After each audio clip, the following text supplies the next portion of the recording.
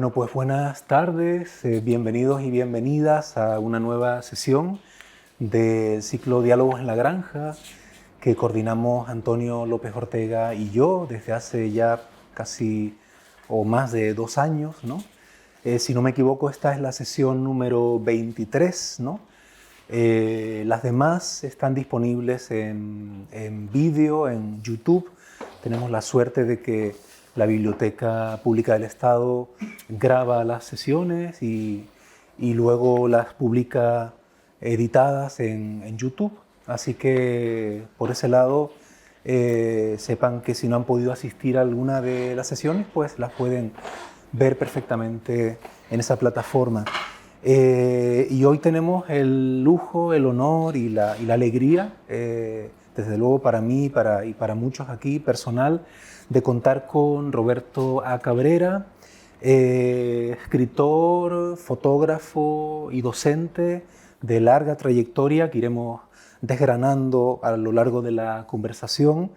Y además amigo personal, ¿no? No está invitado porque sea amigo personal, sino por su trayectoria, como les digo, larga y variada y sin duda de gran calidad, ¿no? Y vamos a empezar la charla, Roberto, si te parece, remontándonos a los orígenes, ¿no? Solemos comenzar un poquito explorando esos primeros años de infancia, de juventud, ¿no? Los años de formación, y luego ya pasaremos a una segunda parte, digamos, de la conversación en la que ya entraremos en los diferentes libros y las diferentes actividades creativas, ¿no? En tu caso, naciste aquí en Santa Cruz de Tenerife en 1971, en concreto en el barrio de La Salud, ¿no? ¿Tiene tu obra literaria algo que ver con ese paisaje urbano que viviste en la infancia? Bueno, buenas tardes. En primer lugar, agradecerte a ti, Antonio, que me hayan invitado aquí. Quisiera elogiarles la buena trayectoria de esta actividad. Y respecto a tu pregunta, pues efectivamente yo creo que se puede rastrear una cierta influencia de ese paisaje urbano. La visión que desde el barrio de Salud Bajo, en el entorno de la Avenida Venezuela, que desde la infancia he tenido, es la de un paisaje urbano un tanto inhóspito, de mucho tráfico, mucho ruido, y creo que determinadas viñetas en esa línea se reflejan en mi obra. Qué bien. De hecho, de alguna manera asfixiante, una atmósfera asfixiante, sin lugares de refugio, de esparcimiento. Entiendo, sí.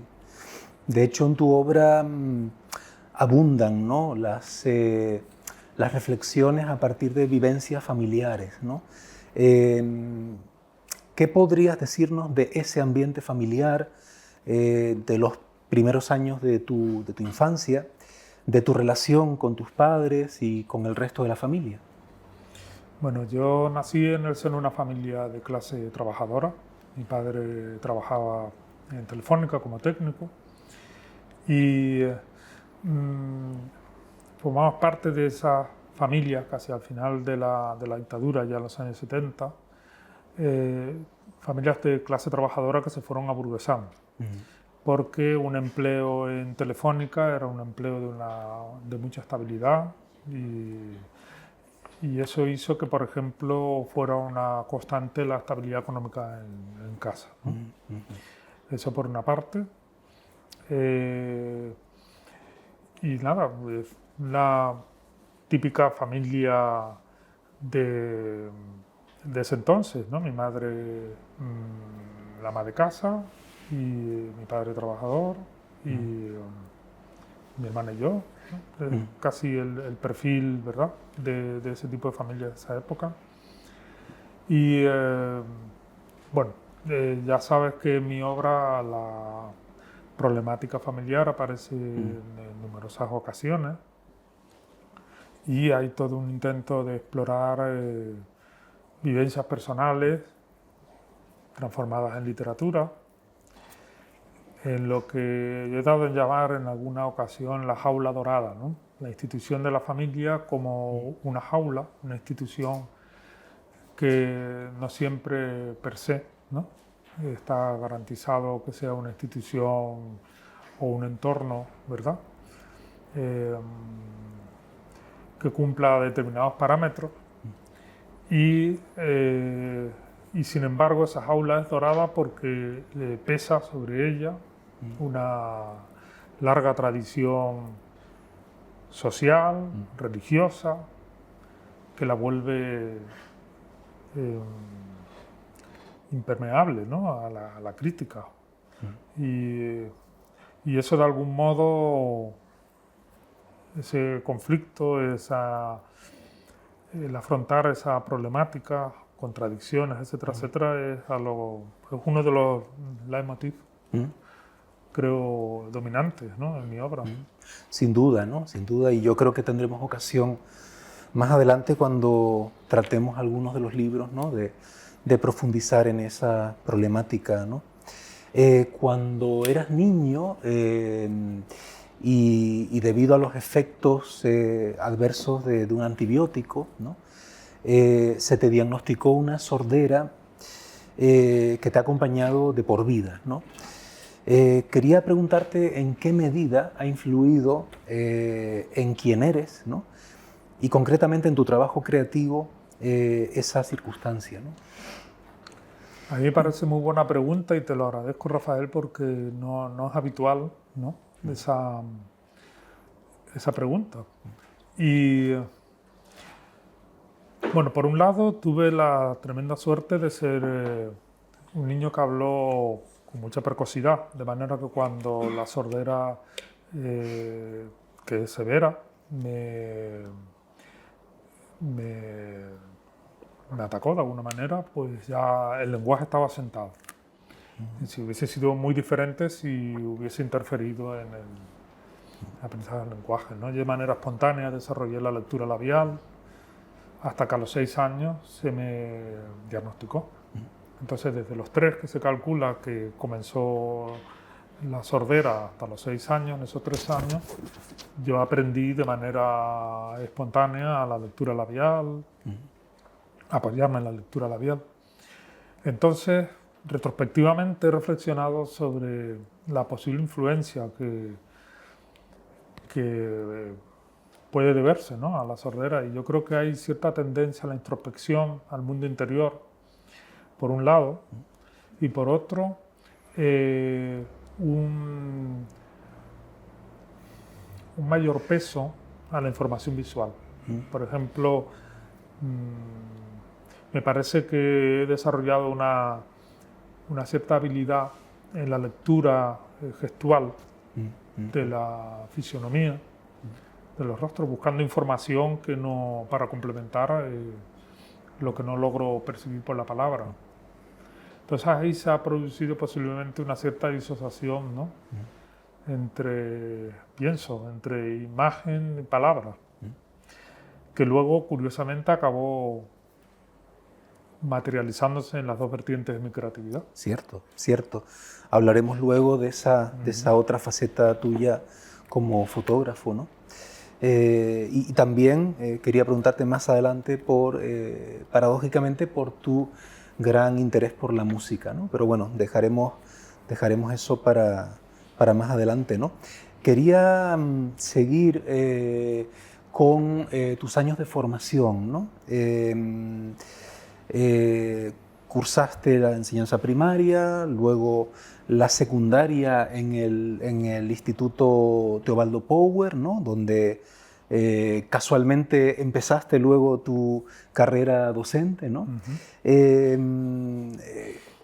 ¿Hay algunos profesoras que hayan marcado especialmente tu carácter o tu afición por la literatura, por la filosofía? Olvidé antes decir que eres docente, pero docente de filosofía, eres licenciado en filosofía, ¿no? ¿Crees que hubo, tanto en la primaria como en la secundaria, en el bachillerato, alguna figura, digamos, tutelar en este sentido? Pues sí hubo algunas que...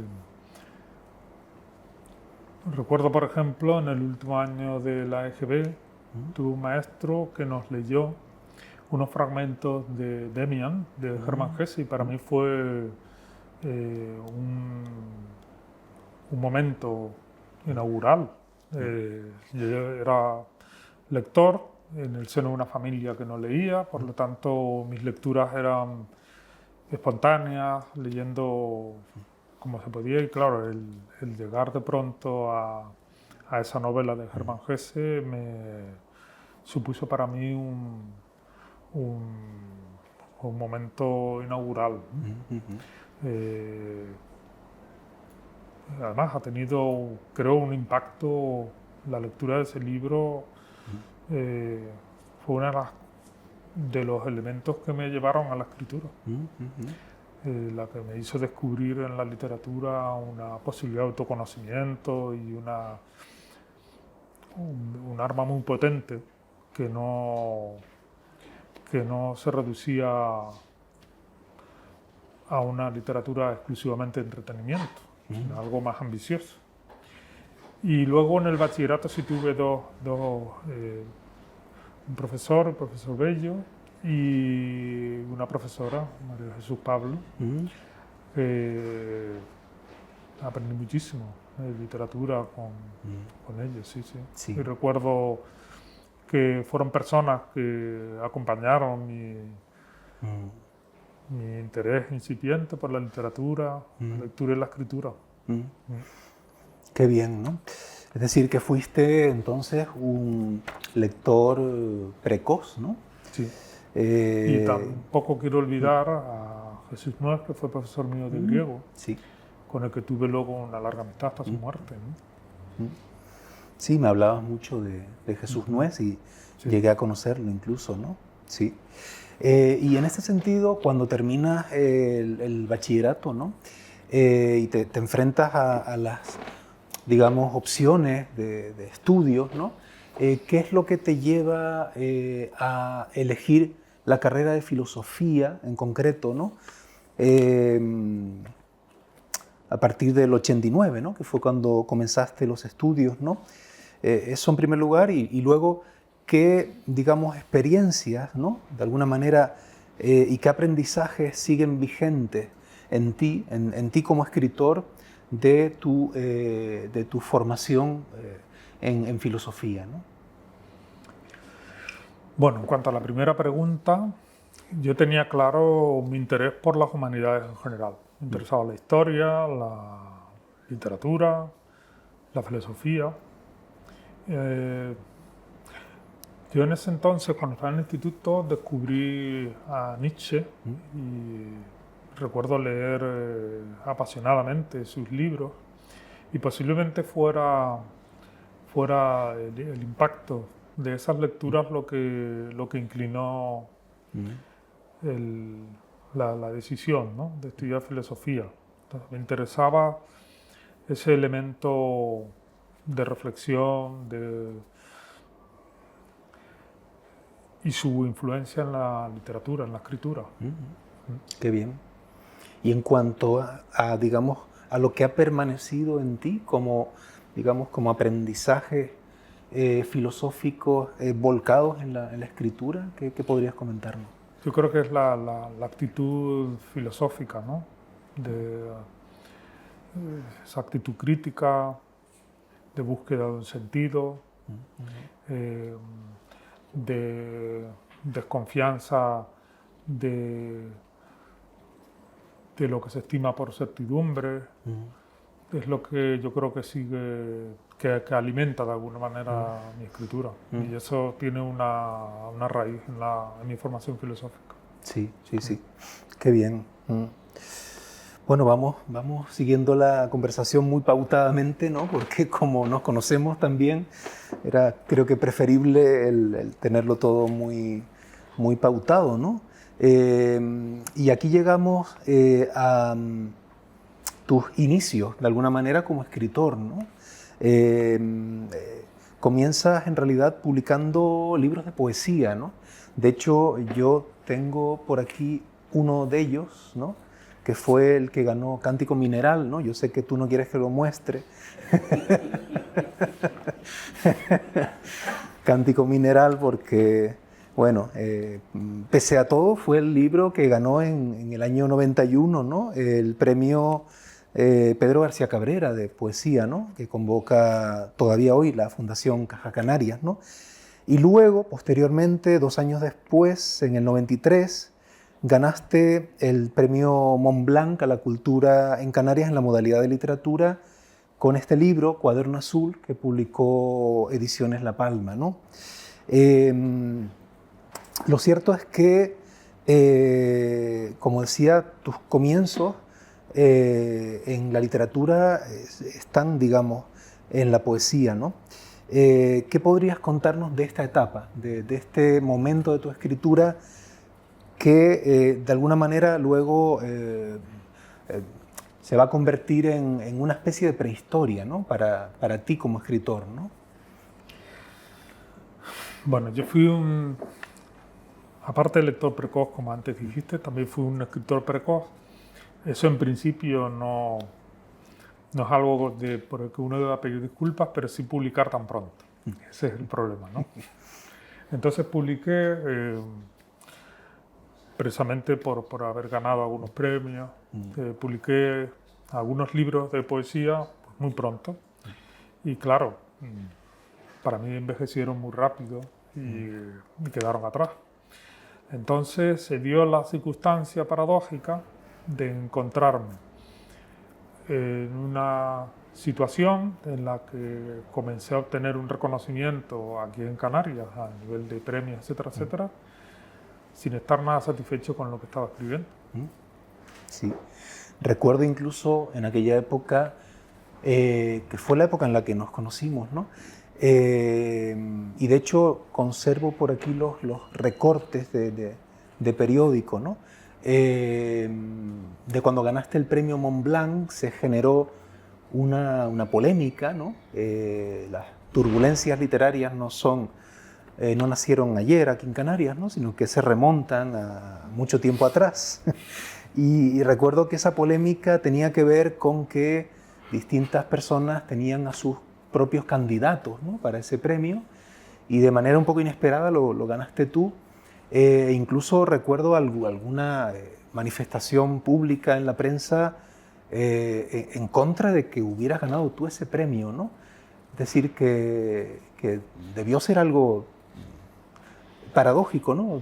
Por un lado doloroso ese tipo de reacciones, pero por otro lado estimulante el hecho de haber ganado en poco espacio de tiempo 2 premios importantes, ¿no? Bueno, el premio Montblanc tuvo una corta trayectoria, pero su intención era, digamos, reconocer jóvenes valores en distintas ramas, ¿no? De la creatividad. Entonces, precisamente cuando se gestó esa polémica, cuando se me concedió el premio, yo sentí el deber de alguna manera, ¿no? De conseguir con mi obra posterior, pues que de alguna manera el jurado, ¿no? Pudiera ver reconocido, ¿no? Esa apuesta, ¿no? Eso lo sentí, ¿no? Como una especie de obligación. Y por otra parte, cuando mencionaste que Cuaderno Azul recibió el premio, en realidad el premio era a la trayectoria y a lo que a juicio del jurado consideraba que había de escrito prometedor, ¿no? Y entonces, a posteriori, los organizadores del concurso quisieron editar una obra inédita. Y yo ya estaba inmerso en una cierta crisis en relación a lo que había escrito hasta ese momento y había comenzado a escribir Cuaderno Azul, pero claro, no lo tenía cerrado del todo y Reconozco que los promotores del premio me presionaron para que cerrara el libro, le diera forma, y por eso salió Cuaderno Azul, que a mí me satisfacía más, pero no dejó de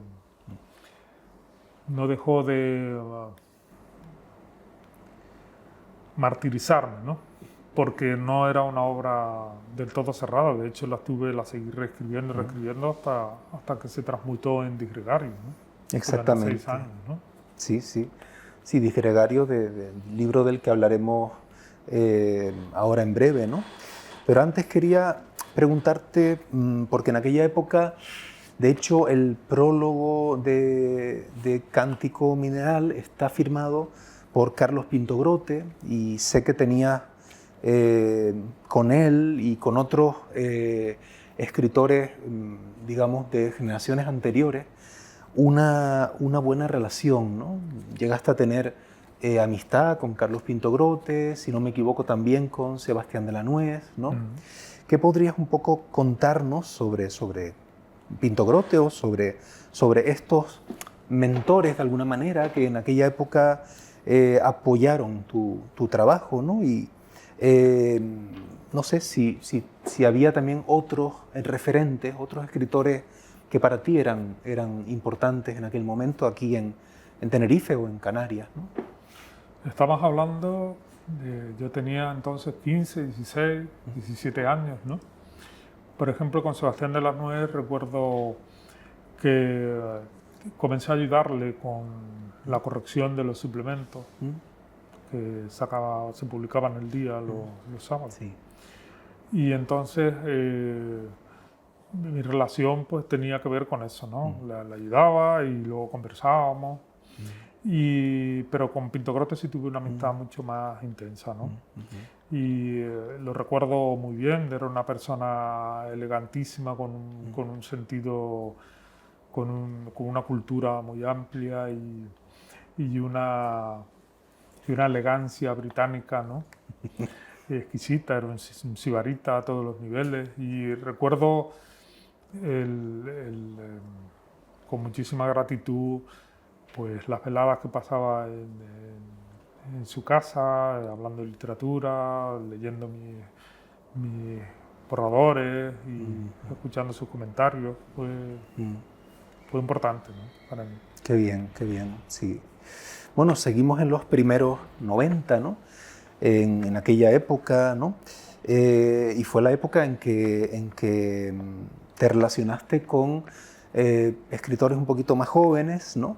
No sé si de tanta elegancia y reputación como Carlos Pinto Grote. Éramos los escritores que estábamos en aquel momento detrás de la revista Paradiso, ¿no? Escritores como Goretti Ramírez, como Francisco León o incluso un servidor, ¿no? Recuerdo tardes de conversaciones, ¿no? De paseos, ¿no? ¿Qué recuerdas de aquellos años, ¿no? Y un poco, no sé, de aquella etapa, ¿no? Bueno, pues conocerles, eran de mi generación, de hecho Goretti, tú y yo nacimos en el año 71. Fue para mí fundamental, porque a la amistad se unió pues el encuentro con libros, autores que no conocía, que no había frecuentado, y ahondó esa sensación de crisis, ¿no? En la que como escritor me hallaba inmerso, ¿no? Eso por un lado, o sea, fue tremendamente fértil aunar la amistad, ¿no? El entusiasmo, la juventud, pero a la vez fue una lección del peligro de los grupos, ¿no? También tuvo esa doble vertiente. Pero visto en retrospectiva, tuvo mucho de positivo, sin duda, ¿no? Qué bien, sí. Y es que precisamente afirmaste que en el año 2000 tuvo lugar tu abandono de la poesía, ¿no? Decidiste abandonar La poesía, fruto quizá de aquella crisis, ¿no? Que tiene que ver, o que tiene su origen en la publicación de Cuaderno Azul, y que luego en el año 2002 es cuando aparece Disgregario, es decir, son unos 6 años, 7 años de crisis, ¿no? En tu proceso, digamos, creativo, ¿no? Y sin embargo, el año pasado, en 2023, publicaste un nuevo poemario, ¿no? Entonces, ¿qué te llevó a abandonar la poesía, ¿no? Aunque nos has dicho ya algo sobre esto, ¿y qué te ha llevado recientemente a retomarla, ¿no? Bueno, pues el tema es que yo renuncié a la poesía por un acto de autocrítica, ¿no? Consideraba que no había ni, ¿no? Talento, ¿no? Como para la poesía. Y sucedió que no solo tuve dudas, ¿no? O fui muy crítico con mis capacidades como poeta, sino que tuve dudas existenciales, casi diría, ¿no? Con la escritura en general. Porque claro, cuando ya estamos hablando de los 23 años, 22, 23 años, empiece a plantearme si la escritura que se había iniciado en la adolescencia, pues realmente respondía a un impulso auténtico, ¿no? Y no a una exploración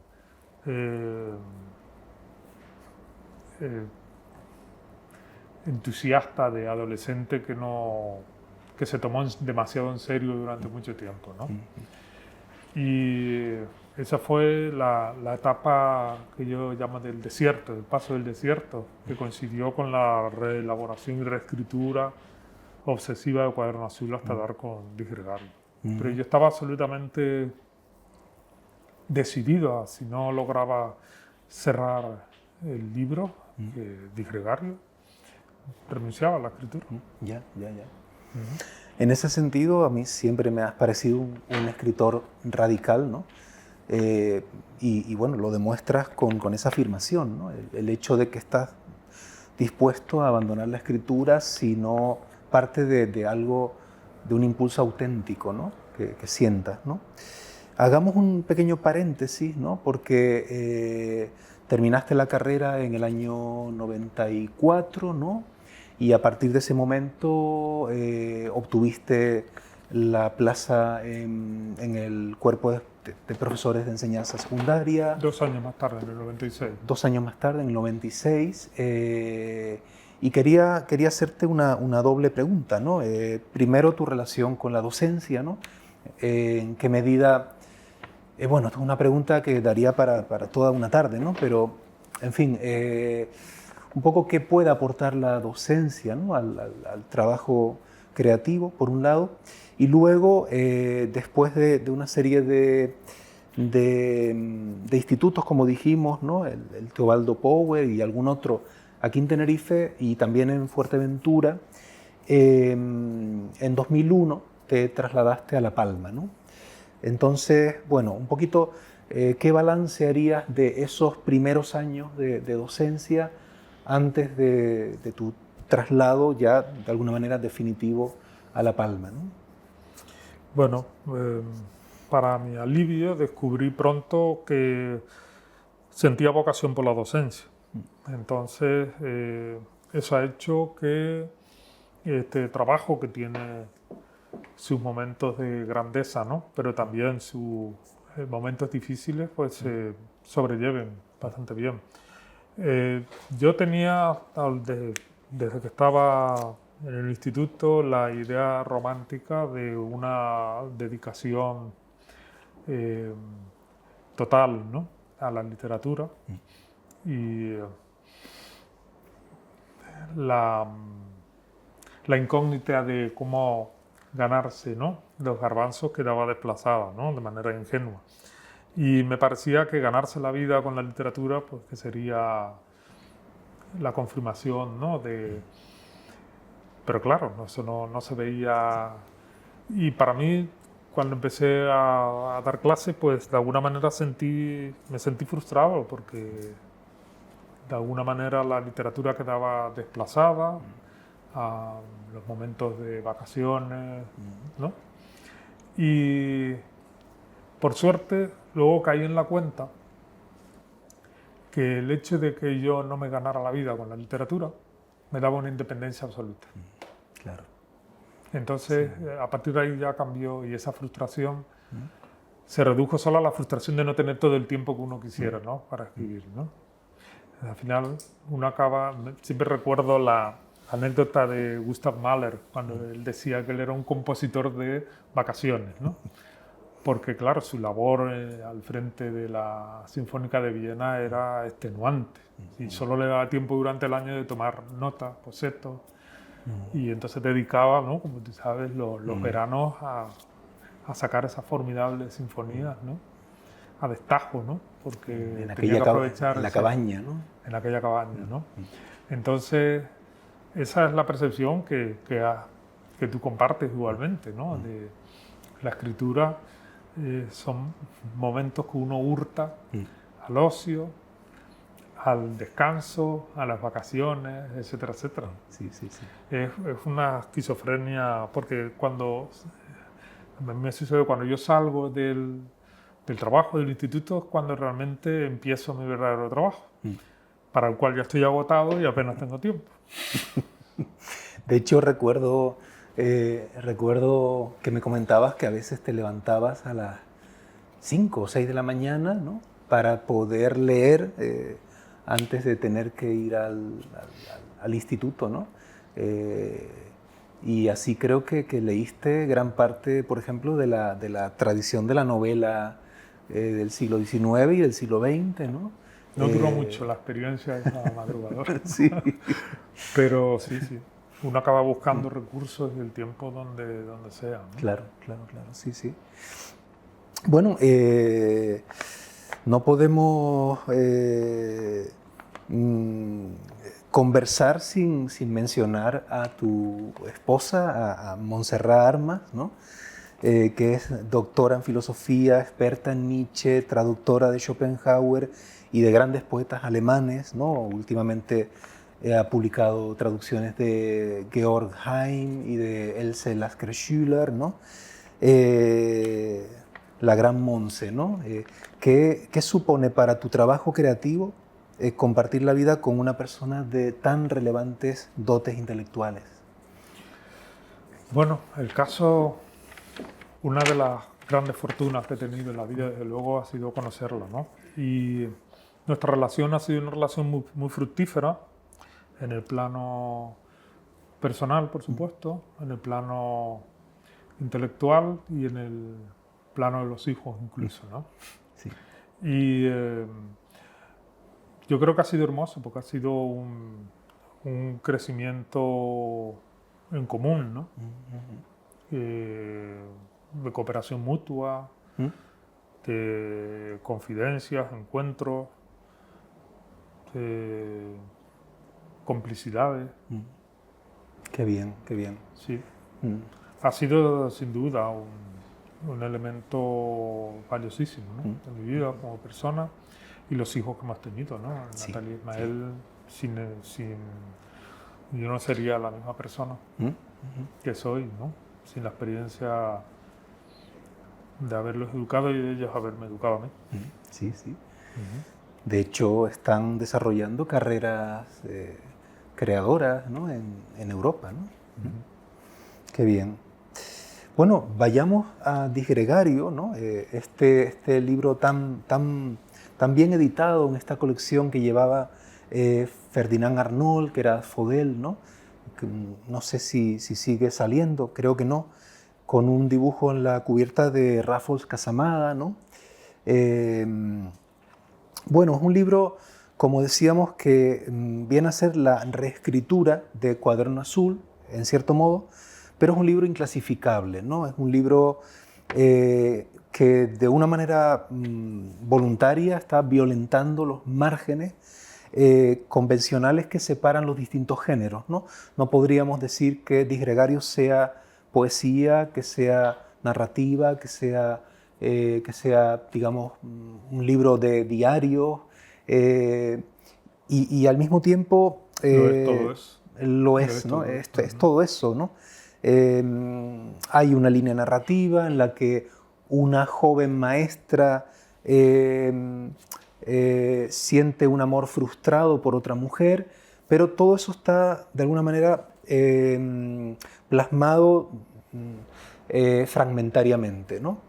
Yo creo que es un libro inaugural, ¿no? En tu trayectoria, es un libro en su brevedad, ¿no? Porque es un libro, digamos, ciertamente breve, pero es un libro que yo creo que es un libro seminal que marca toda tu trayectoria posterior, ¿no? ¿Qué podrías comentarnos sobre Disgregario? Que además creo que el título te lo sugirió precisamente Carlos Pentorote, y yo se lo agradezco en el epílogo, ¿no? Sí. Es un neologismo que siempre me gustó muchísimo. Yo le pedí permiso para usarlo y la verdad que creo que se entiende ese neologismo bastante bien, ¿no? Pero me parece muy original. Y es cierto lo que apunta Rafael, es un libro para mí inaugural. De hecho, mi escritura está dividida por el momento de la publicación de ese libro. Empiezo a firmar como Roberto A. Cabrera y antes firmaba como Roberto Cabrera González. Y solo los libros firmados como Roberto Cabrera son los que reconozco como propios, ¿no?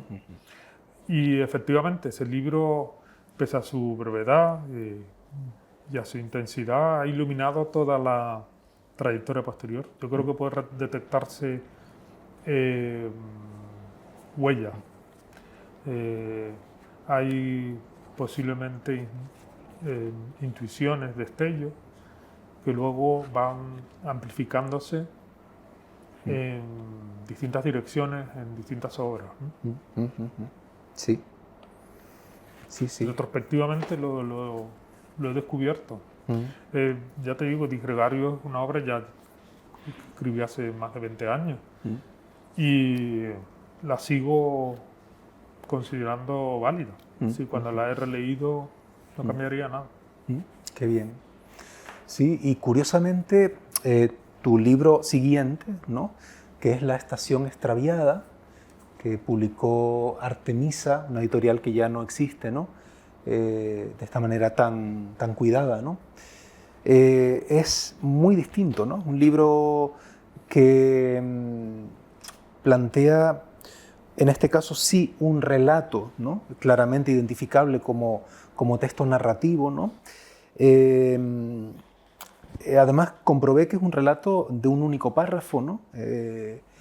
Más o menos de 100 páginas, no llega, ¿no? 92 páginas, en el que el protagonista, al presenciar cómo se exhuman los restos mortales de un tío suyo fallecido de cáncer 5 años atrás, evoca la memoria de este tío, ¿no?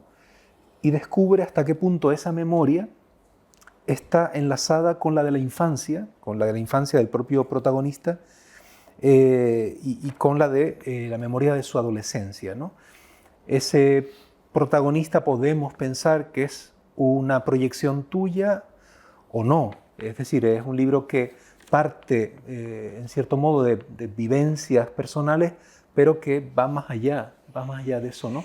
Y creo que sigue siendo un libro, para mi gusto, un libro extraordinario. Una novela corta. Hace poco me lo decía un joven escritor que había descubierto La estación extraviada y le había parecido un libro magnífico, ¿no? Entonces, un poco, ¿cómo se da ese paso de lo disgregado, ¿no? A esa continuidad de la memoria, ¿no? Pues mira, Disgregario tuvo el efecto de liberarme de las cadenas de una autocrítica feroz que me castraba, ¿no? Entonces, liberado, ¿no?, de esa sujeción, ya pude aventurarme con un género como la novela, ¿no? En este caso, la novela corta. Yo siempre he ambicionado someter la forma a la idiosincrasia del proyecto en concreto. De manera que, si te fijas, nunca repito ni estructuras ni estilos, aunque haya un denominador común, ¿no? Lógicamente, pero cada libro tiene una individualidad muy marcada. Y eso lo he ido cumpliendo, ¿no? Con todos los libros que he escrito. Y en el caso de La estación extraviada, sentí la necesidad de abordar, digamos, un proyecto diametralmente opuesto a la fragmentación de Gregario.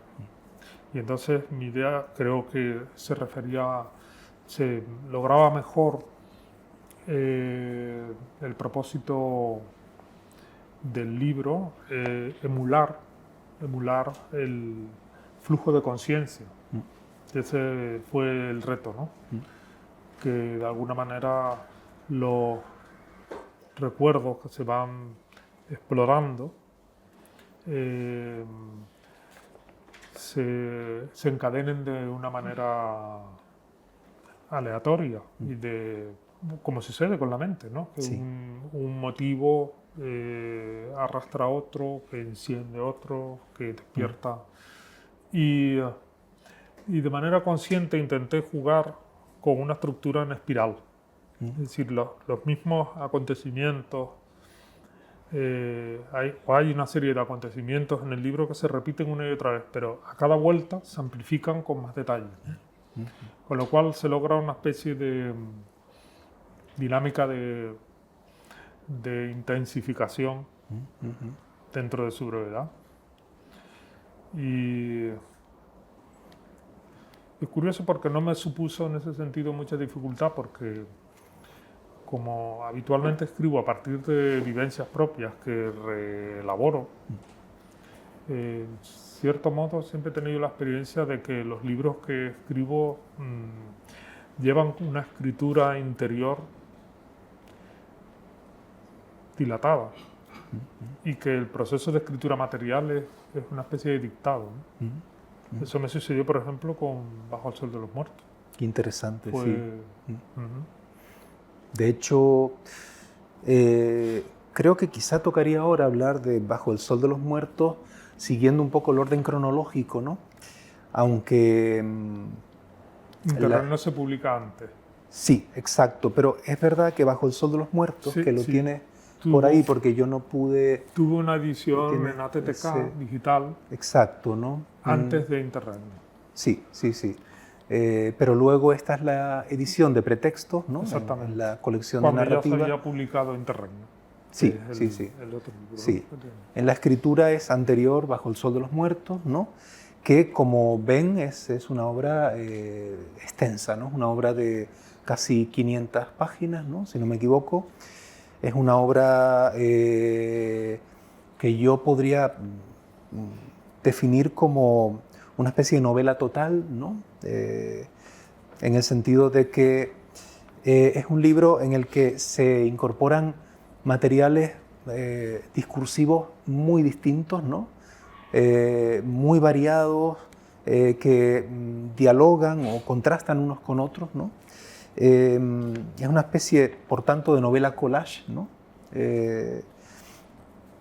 Y que se inserta además en las novelas, en la tradición de las novelas de aprendizaje, ¿no? Con esa palabreja en alemán que es el Bildungsroman, ¿no? Porque es una novela de aprendizaje, pero, como digo, se incorporan o se entrelazan multitud de, digamos, de elementos distintos, líneas narrativas, tiempos, espacios múltiples, ¿no?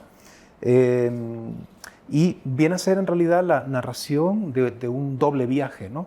El viaje físico del protagonista, que es un profesor que va de su casa al instituto, ¿no? Al revés, Del instituto a su y casa. Al terminar la jornada. Ah, de acuerdo, sí, al terminar la jornada, y al mismo tiempo ese viaje interior en el que se va desplegando todo ese abanico de elementos narrativos, ¿no? Entonces, ¿consideras Bajo el Sol de los Muertos, digamos, tu obra, digamos, más, no sé, más lograda o de alguna manera es como una especie de cima que te permite luego contemplar digamos, la escritura de otra manera?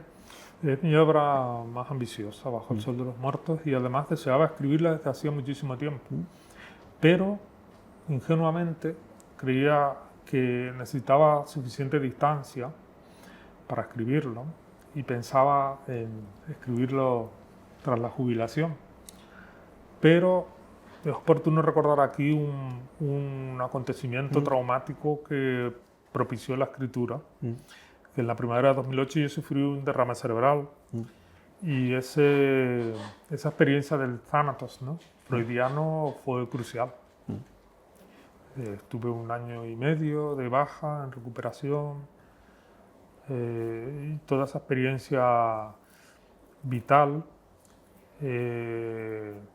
tras haber experimentado, ¿no?, tan de cerca la muerte. Me faltaba poco para cumplir 35. Y eso hace que toda tu vida se trastoque, las prioridades se consideran. Y entonces fue cuando yo sentí que de alguna manera me estaba reconstruyendo y tenía que recurrir a la literatura como un instrumento de autoexploración. Y entonces ese libro que largamente había deseado escribirlo, lo empecé a escribir. Y curiosamente, a pesar de su estructura polifónica, fragmentaria, de collage, ¿no? Fue escrito al dictado, es decir, salvo alguna excepción, casi todos los fragmentos fueron escritos en el mismo orden que se reprodujeron. Es decir, es como si ya tuviera la estructura. Es curioso porque escribía los fines de semana, cuando ya me incorporé, porque el libro no lo terminé en ese tiempo y lo concluí dando clases. Entonces recuerdo que escribía las mañanas de fin de semana, y cuando el domingo dejaba incluso a veces una frase a mitad, al sábado siguiente continuaba la frase como si me hubiera acabado. A mí me extrañaba muchísimo eso. Me sentí casi más un medium que un... Entonces ahí fue donde adquirí conciencia de que la novela estaba escrita ya dentro de mí. Es una cosa muy extraña. Sí, sí. Es decir, que en realidad lo empezaste, digamos, en la fase de recuperación, ¿no? Sí. De recuperación. Es que estaba ahora acordándome, porque estoy leyendo unos diálogos, precisamente, entre Murakami y Seiji Ozawa, el director de orquesta japonés, ¿no? Hay un libro que publicó Tusquets que se llama Música, solo música, en donde dialogan el novelista y el director de orquesta. Entonces, Seiji Ozawa, que en ese momento ya había sufrido varias operaciones por un cáncer de esófago que estaba sufriendo, le dice a Murakami una cosa muy simpática, y es que las enfermedades no tienen, es decir, no todo es malo en las enfermedades, que lo bueno que tienen es que le dejan a uno mucho tiempo libre, ¿no? Entonces, de alguna manera estaba pensando esto, ¿no? Es decir, Sí, que todo ese tiempo posterior de la recuperación, ¿no? Quizás fue también lo que te permitió arrancar con ese libro que llevabas dentro, ¿no? Sí.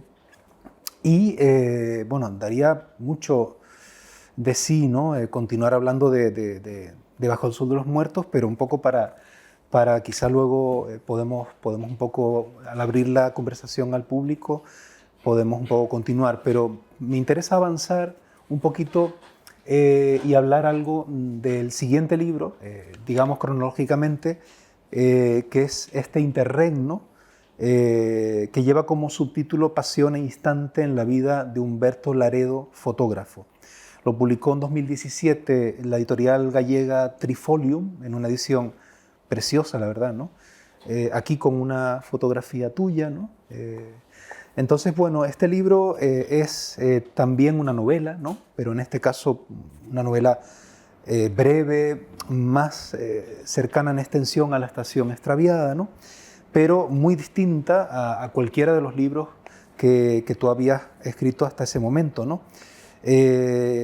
Aquí estamos ante un personaje que es, como su propio subtítulo indica, Humberto Laredo, es un fotógrafo que trabaja en un periódico de provincias, ¿no? Lleva una vida insatisfecha y se encuentra un poco a caballo entre dos relaciones amorosas, una con su ex mujer y otra con la mujer con la que convive en ese momento, ¿no?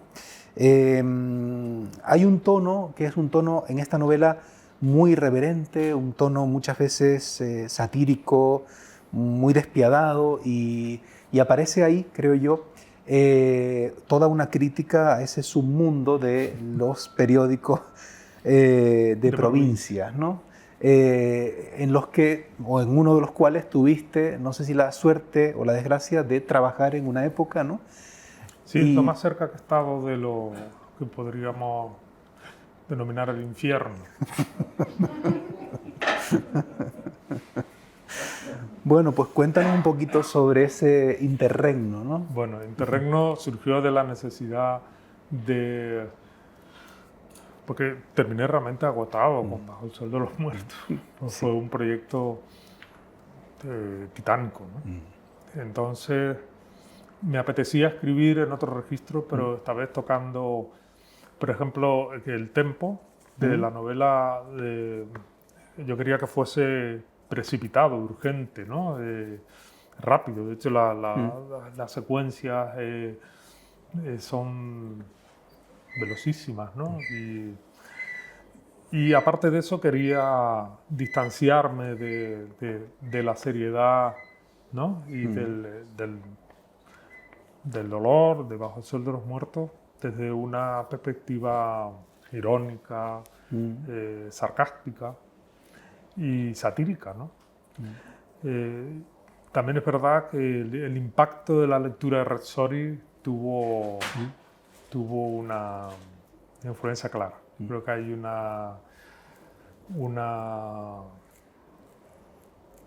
está escrito bajo cierta égida, ¿no? De Rezzori, de sus mejores libros, que tiene esa vena realmente maravillosa, ¿no? De una sátira, ¿verdad? Y bueno, fue un libro que escribí con mucha diversión, quiero decir que me lo pasé muy bien escribiendo. Y que un poco más puedo decir. Sí aparece, es la primera vez que aparece la fotografía de manera consciente en mi escritura, porque ya en este entonces, ya en los comienzos de la primera década, ¿no? Los años del 10 al 20, ¿no? De este siglo. La segunda década, perdón. No, la primera década, sí, del 10 al 20, la segunda. La segunda, ¿no? Sí. Entonces, ya mi trayectoria en la fotografía empezó a tener un peso y empecé a preocuparme por las posibles coincidencias, influencias entre ambas vertientes, ¿no? Me volvió algo problemático, ¿no? Y aquí fue el primer intento de hacerlo convivir. Entonces el personaje es un fotógrafo de prensa, pero en la época analógica, ¿no? Él tiene un pequeño laboratorio en el baño y en el periódico revela sus fotos profesionales allí, ¿no? Pero él lleva en secreto una obra que no tiene nada que ver con la que se gana la vida. Y se describen algunas de esas fotografías y él, casi sin saberlo, sin intuirlo, realmente está siendo un creador, pero no es del todo consciente. Y esa dinámica, con esa dinámica juego. Es decir, hay en Interregno, en el protagonista, una insatisfacción vital y una búsqueda de un no sé qué que queda balbuciendo. Sí. y quería retratar esa búsqueda, ¿no? Esa búsqueda de algo que no se puede describir, pero que de alguna manera te arrastra, intenta, ¿no?, apoderarse de ti, pero no logra. Entonces eso es lo que... Si te parece, como sé que nos vas a leer algún fragmentito de Escena Final, que es tu último libro publicado, luego nos comentas un poco, ¿no?, sobre Escena Final. Pero voy a aprovechar la referencia que has hecho a Gregor von Retsori, ¿no?, para preguntarte ¿cuáles crees que son tus referentes en el ámbito de la novela, ¿no? ¿Cuáles son tus novelistas de cabecera? Antes comentábamos esas lecturas que yo recuerdo que hacías de forma sistemática, ¿no?, de la novela del 19 y la novela del 20, ¿no? Pero sin duda, bueno, y en el epílogo de Disgregario nombras a Kafka, nombras a Joyce, ¿no? Pero Samuel Beckett. A Beckett, ¿no? ¿Cuáles a día de hoy crees que son aquellos autores con los que, en fin, has convivido más íntimamente, ¿no? No, los ya mencionado, aprecio muchísimo la narrativa de Virginia Woolf. Conforme he ido releyéndola, me conmueve cada vez más esa sensibilidad tan exquisita para ese mundo interior y esa conciencia del tiempo que me parecen una auténtica joya, ¿no? Un hito, ¿no?, en la narrativa, en la novela del siglo XX. Después, en Europa, mi interés siempre ha estado en lo que es la literatura y la mitteleuropa, ¿no? Kafka, por supuesto, y los autores del Imperio Austrohúngaro y sus ruinas me han interesado mucho siempre. Me he sentido más cerca de esa tradición que de la realmente española. Y luego la otra tradición es la literatura hispanoamericana. O sea, Pedro Páramo, Los xenopájaros de la noche, Rayuela, son grandes novelas que me han impactado, ¿no? Y es curioso porque esos autores intentan alejarse de la tradición provinciana, entre comillas, de sus respectivos países, heredadas del 19, con el tema de la identidad, la tradición, y vuelcan sus ojos o bien hacia Norteamérica o hacia Europa. Y entonces comienzan esos escritores a dejarse influir por corrientes totalmente dispares, poco naturales en su literatura nacionales, ¿no? Sí. Aprovecho también que apareció con Interregno el tema de la fotografía para preguntarte por esa actividad, ¿no? Desde más o menos el año 96, ¿no? Desarrollas tu pasión por la fotografía, ¿no?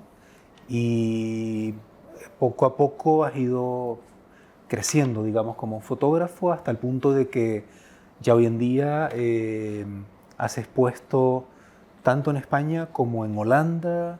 Sé que estás preparando un fotolibro. Conozco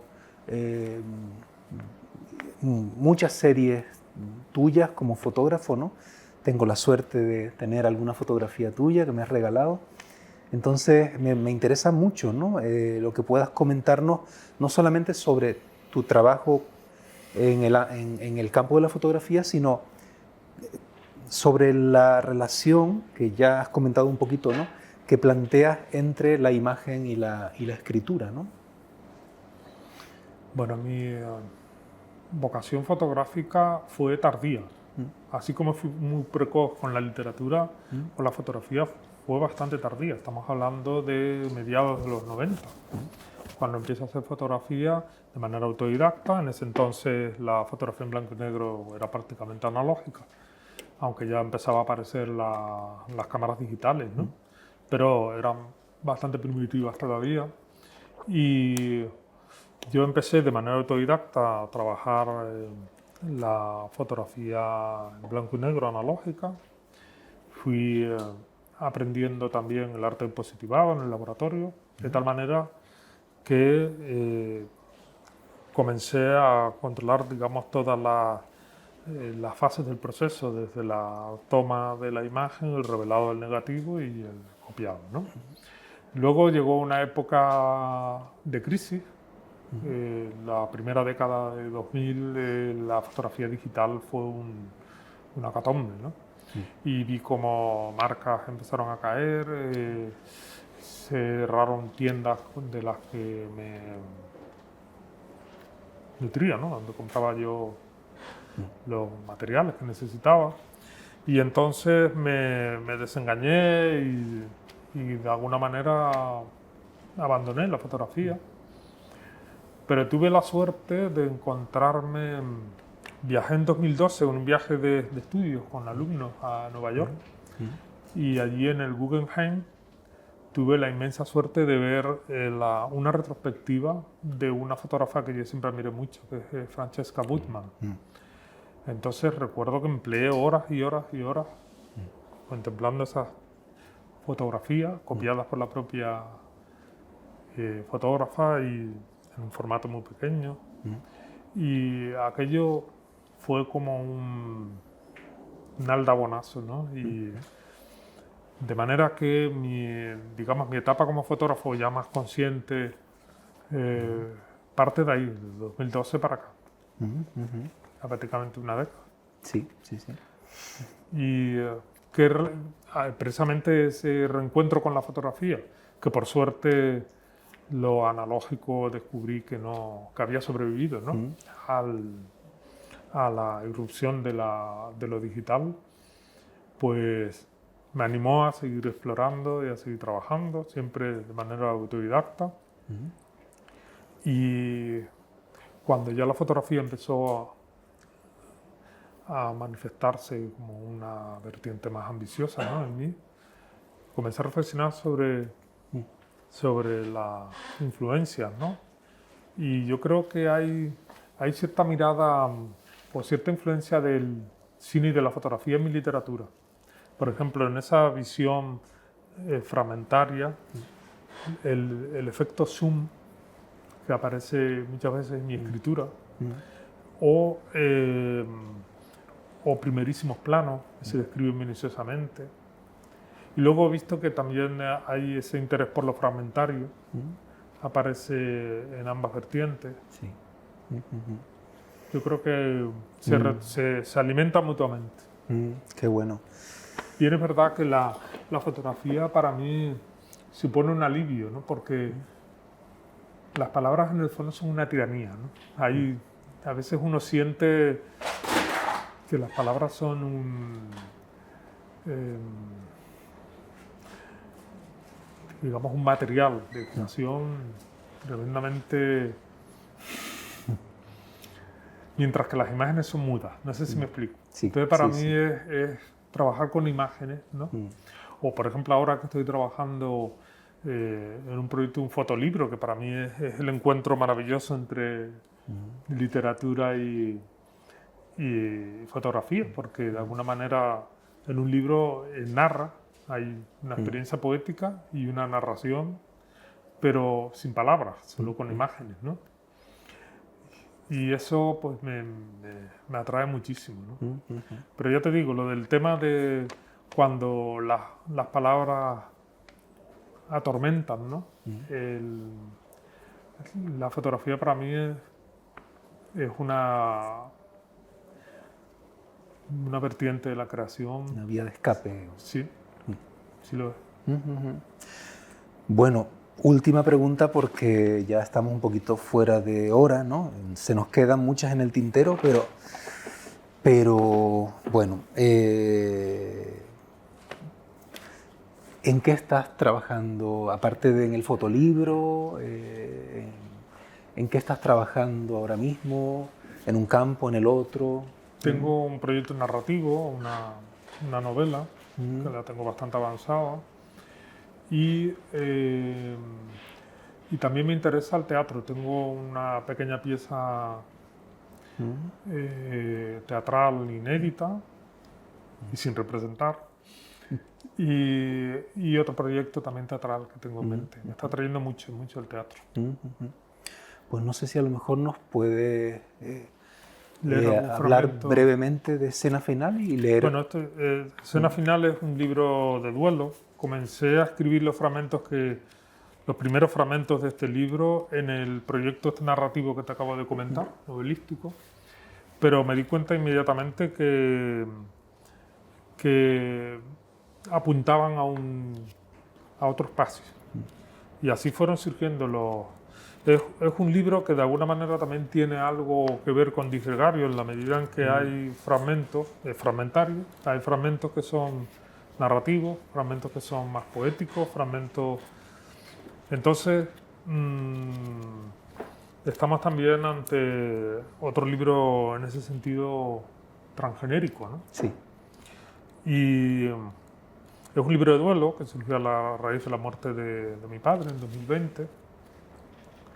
Y bueno, supuse mi regreso a la poesía. Mm, Eh, Aunque los amigos que conocí en 2019, en noviembre, en Caracas, cuando fui invitado a la Feria del Libro de la Universidad Católica, Andrés Bello, pues eh, Yolanda Pantin, eh,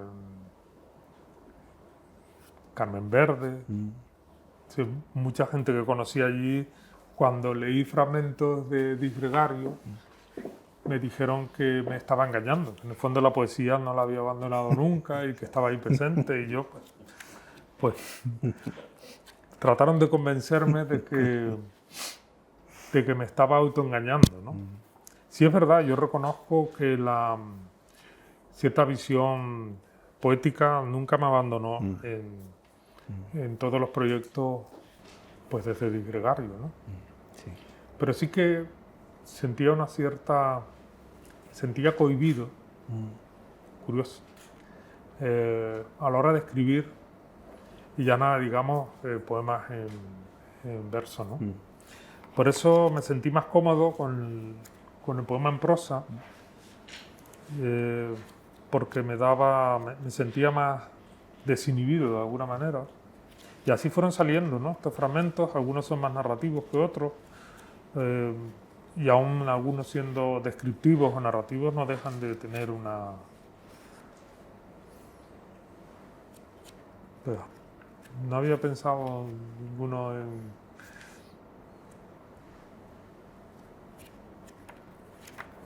Voy a leer alguno breve. Por ejemplo...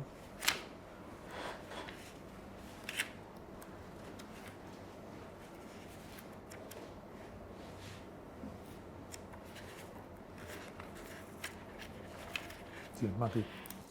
Como ruido de alguien subiendo una escalera.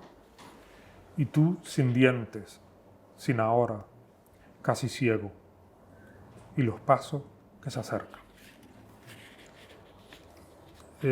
Cada fragmento está enlazado con ecos que provienen de otros fragmentos anteriores o que luego se multiplican porque, por ejemplo, ahí mencionas una escalera antes, a unos pasos.